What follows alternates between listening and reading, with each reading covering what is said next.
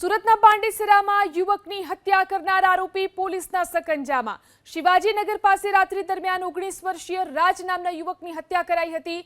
જૂની અદાવતમાં આરોપીઓએ રાજ પર છરી વડે હુમલો કર્યો હતો તો આરોપી હત્યાની ઘટનાને અંજામ આપી અને ફરાર થઈ ગયા હતા।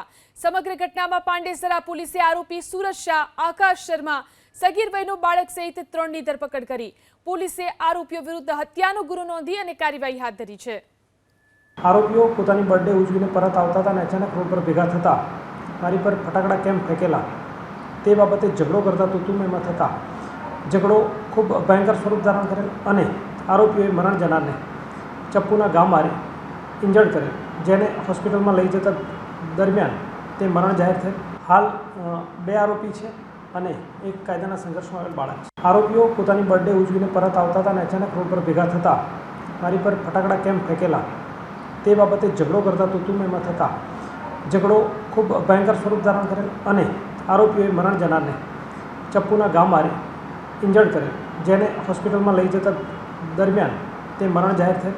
હાલ 2 આરોપી છે અને એક કાયદાના સંઘર્ષમાં આવેલ બાળક છે।